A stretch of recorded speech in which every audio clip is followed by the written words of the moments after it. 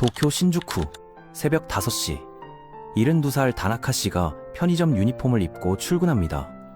시급 1200엔, 우리 돈 12,000원. 하루 6시간, 주 5일 일해서 월 140만 원을 벌어갑니다. 실내에서 쾌적하게 일하고 손님들과 대화하며 사회적 소속감도 느낍니다. 같은 시각 서울 마포구 74살 김모 씨는 아파트 경비실 불을 켭니다. 12시간 막교대 근무, 격일로 근무하며 밤을 지새웁니다. 휴게 시간 빼고 실제 계산되는 월급은 약 200만 원 초반. 그런데 일의 강도는 어떨까요? 분리수거, 주차관리, 민원 처리까지. 몸은 고되고 감정은 소모됩니다. 잠깐, 뭔가 이상하지 않습니까? 우리는 그동안 이렇게 배웠습니다. 한국이 일본처럼 된다. 일본에 잃어버린 30년이 우리 미래다. 일본 노인들처럼 편의점에서 일하게 된다.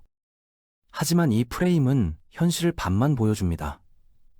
일본 노인은 하루 6시간 일하고 140만 원을 받는데 한국 노인은 그보다 훨씬 고된 노동을 하며 밤까지 세워야 겨우 200만 원을 손에 줍니다. 시간당 노동 가치를 따져보면 우리가 훨씬 더 혹독한 현실에 처해 있는 겁니다. 오늘 나만 모르는 지식에서는 언론이 잘 말하지 않는 부분을 집중 분석합니다. 일본은 충격을 분산시키는 데는 성공했습니다. 한국은 지금 위험하게 추락 중입니다. 그 차이가 뭔지 데이터로 보여드립니다. 도대체 왜 이런 격차가 생긴 걸까요? 사실 수치만 보면 비슷해 보입니다. 일본 노인의 자가 보유율 82%, 한국도 70%가 넘습니다. 그런데 결과는 완전히 다릅니다. 첫 번째 이유, 집의 질이 다릅니다. 일본 노인의 집은 은퇴 선물이었지만 한국 노인의 집은 은퇴 숙제입니다. 일본 노인들은 버블 이전 1970년대 집값이 저렴할 때 집을 사서 은퇴 전에 대출을 다 갚았습니다. 순자산 상태죠. 한국은요? 집값 폭등기인 2000년대에 무리하게 대출을 끼고 집을 샀거나 자녀 지원을 위해 주택담보대출을 받은 상태로 은퇴를 맞이합니다. 60대 김 씨를 봅시다. 강남 아파트 15억 원. 겉으로 보면 부자입니다. 하지만 주택담보대출이 5억 원 남아있고 매달 이자만 200만 원씩 나갑니다. 연금 60만 원 받으면 140만 원이 모자라죠. 집은 있는데 매달 이자를 내고 나면 남는 게 없는 하우스푸어. 이게 한국에서 유독 심각하게 나타나는 비극입니다. 두 번째, 자산의 형태가 다릅니다. 일본 노인은 금융자산 비중이 높습니다. 현금, 주식, 예금이 있다는 뜻이죠. 한국 노인은 자산의 80% 이상이 부동산에 묶여 있습니다. 쉽게 말하면 일본 노인은 통장에 현금이 있고 한국 노인은 벽지에 돈을 발라놓은 셈입니다. 배가 고파도 아파트 벽지를 뜯어먹을 수는 없지 않습니까? 현금이 막힌 이 구조가 한국 노인의 노후를 일하지 않으면 버틸 수 없는 상태로 만듭니다. 세 번째, 연금의 격차입니다. 일본 평균 연금 수령액은 후생연금을 포함 약 150만 원 수준입니다. 한국은 64만 원입니다. 최저생계비 대비 일본은 70%를 커버하지만 한국은 30%만 커버합니다. 무슨 이유에서일까요? 일본은 1961년부터 국민계보험을 시작했습니다. 지금 70대는요 30대 때부터 40년 가까이 납부한 겁니다. 한국은 1988년에 시작했습니다. 지금 70대는 50대에 가입한 경우가 많죠. 납부 기간이 절반 수준입니다. 납부 기간의 차이가 수령액의 차이로 나타나는 겁니다. 여기까지가 일본이 그나마 나은 이유였습니다. 그럼 이제 한국에만 있는 치명적인 폭탄 두 개를 보시죠. 하나는 전세입니다. 일본엔 전세라는 개념이 없습니다. 전세는 한국 특유의 주거 시스템이죠. 1980년생. 지금 45살 직장인을 가정해 봅시다. 20대엔 전세 1억 원, 30대엔 전세 3억 원, 40대엔 전세 5억 원. 그럼 50대는 어떻게 될까요? 문제는 60대 은퇴 시점에 전세금을 회수해야 하는데 집값 하락으로 깡통 전세가 되는 경우가 발생한다는 겁니다. 2024년 전세 가율, 그러니까 전세가를 매매가로 나눈 비율이 75%입니다. 2021년엔 85%였어요. 10%포인트가 하락했다는 건 깡통 전세 리스크가 증가했다는 뜻입니다. 전세금 5억 원을 회수하지 못하면 어떻게 될까요? 60대의 노후 자산의 핵심이던 현금이 사라집니다. 문제는 이때 대체할 소득원이 없다는 겁니다. 일본 노인은 집을 팔지 않아도 연금과 금융자산으로 생활이 가능하지만 한국은 전세금이나 집에 자산이 묶여 있어 노년에 현금이 끊기는 순간 주거 불안으로 이어지는 구조입니다. 또 하나의 폭탄은 자녀 부양 문화입니다. 일본 부모가 자녀에게 주는 결혼 지원금은 평균 3천만 원, 한국은 1억 2천만 원입니다. 약 4배 차이죠. 원인은 명확합니다. 일본 신혼부부는 월세 소형 주택부터 시작하는 경우가 많습니다. 한국은 결혼 시 전세 마련이 사회적으로 기대되는 경향이 있습니다. 그래서 부모가 퇴직금의 상당 부분을 자녀 지원에 사용하는 경우가 많죠. 67세 남성의 증언입니다. 아들 결혼 도와주는데 1억 5천 넣었습니다. 제 퇴직금이 2억 원이었는데 5천만 원으로 노후를 준비하는 게 현실적으로 쉽지 않더군요. 그런데 왜 언론은 10년째 비슷한 프레임을 사용할까요? 한국이 일본처럼 된다. 일본의 잃어버린 30년, 일본 노인들처럼 편의점에서 일하게 된다. 하지만 여러 핵심 지표에서는 이미 일본보다 더 위험한 구간에 들어와 있습니다. 노인 빈곤율을 봅시다. 일본은 19.6%, 한국은 43.4%로 OECD 1위입니다. 노인 자살률은 어떻습니까? 일본은 10만 명당 18.1명, 한국은 46.6명으로 역시 OECD 1위입니다. 연금 소득 대체율도 일본은 37.6%지만 한국은 31.2%입니다. 주요 노인 빈곤 지표에서 한국이 더 심각한 수준입니다. 그런데 왜 언론은 일본처럼 된다는 미래형 프레임을 유지할까요? 일본처럼 된다는 프레임의 심리적 효과를 생각해 봅시다. 일본처럼 된다는 건 미래의 문제라는 뜻입니다. 아직은 시간이 있다는 거죠. 하지만 이미 일부 지표는 더 나쁘다는 건 현재의 문제입니다. 즉각 대응이 필요하다는 뜻이죠. 어떤 프레임이 심리적으로 덜 부담스러울까요? 당연히 전자입니다. 이것이 언론과 정책이 특정 프레임을 선호하는 하나의 이유일 수 있습니다. 하지만 아직 중요한 변수가 하나 남아 있습니다. 다른 각도가 있습니다. 한국은 일본과 다른 속도를 가지고 있습니다. 일본은 30년에 걸쳐 서서히 변화했습니다. 한국은 10년 만에 급격한 변화를 겪고 있습니다. 이게 왜 중요할까요? 일본의 변화 속도를 봅시다.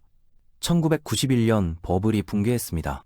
2000년엔 잃어버린 10년, 2010년엔 잃어버린 20년, 2020년엔 잃어버린 30년, 30년에 걸쳐 서서히 적응한 겁니다. 한국은 다릅니다. 2015년 서울 아파트 평균이 6억 원이었습니다. 2021년엔 12억 원, 6년 만에 2배가 됐죠. 2024년 출산율은 0.72%로 세계 최저입니다. 2030년 전후부터 국민연금은 수입보다 지출이 빠르게 늘어나는 구조에 들어갑니다. 10년 만에 압축 변화가 일어난 겁니다. 일본은 30년에 걸쳐 천천히 변했습니다. 사람들이 점진적으로 적응할 시간이 있었죠. 한국은 너무 빨라서 아직 많은 분들이 이 변화를 체감하지 못하고 계십니다. 하지만 빠른 변화는 빠른 인식 전환도 가능하다는 뜻입니다. 일본은 이미 30년 굳어진 시스템입니다. 한국은 아직 10년입니다. 지금 개인이 전략을 바꾸면 충분히 대응 가능한 시간입니다. 솔직히 말씀드립니다. 구조적 문제는 개인이 바꾸기 어렵습니다. 하지만 개인의 전략은 바꿀 수 있습니다. 3가지 방향을 제시합니다. 각자 상황에 맞게 고려해 보시기 바랍니다. 첫 번째, 주거 전략을 재검토해 봅시다. 전세 5억 원과 월세 200만 원을 비교해 보겠습니다. 전세 5억 원을 묶어두면 이 자금의 기회비용이 발생합니다. 연 5%로 가정하면 2,500만 원, 월로 환산하면 208만 원입니다. 실질 거주 비용이 208만 원인 셈이죠. 월세는 다릅니다. 묶인 자금이 없으니 5억 원을 다른 곳에 활용할 수 있습니다. 연 5%로 가정하면 월 208만 원이 나옵니다. 월세로 200만 원을 지출하면 8만 원이 남죠. 단순 계산상으로는 비슷합니다. 하지만 구조적 차이가 있습니다. 전세는 집주인의 리스크에 노출됩니다. 월세는 상대적으로 독립적이죠. 물론 이는 단순 시뮬레이션이며 실제 투자 수익률은 변동성이 있습니다. 개인의 상황에 따라 전세가 유리할 수도 월세가 유리할 수도 있습니다. 전문가와 상담하시기 바랍니다. 두 번째, 세대 간 자산 이전을 재고려해 봅시다. 일본 부모들이 취한 방식 중 하나가 있습니다. 자녀 결혼 자금을 대폭 줄이고 대신 부모 노후를 스스로 책임진다는 것입니다. 이게 한 가지 대안이 될 수 있습니다. 1억 원을 지원하는 경우와 지원하지 않는 경우를 20년 후 관점에서 비교해 봅시다. 1억 원을 지원하면 부모는 퇴직금 1억 원이 남습니다. 연금 64만 원의 추가 수입이 필요하죠. 자녀는 전세 3억 원을 마련합니다. 지원받은 1억 원에 대출 2억 원을 더해서요. 장기 이자 부담을 지게 됩니다. 지원하지 않으면 어떻게 될까요? 부모는 퇴직금 2억 원으로 안정적 노후 자금을 확보합니다. 자녀는 월세부터 시작해서 점진적으로 자산을 형성하죠. 어느 것이 정답일까요? 가정마다 다릅니다. 다만 무조건 집 사주는 게 사랑이라는 공식은 재검토가 필요할 수 있습니다. 세 번째, 65세 이전에 기술 자산을 확보해야 합니다. 일본 편의점 노인과 온라인 활동 시니어, 뭐가 다를까요?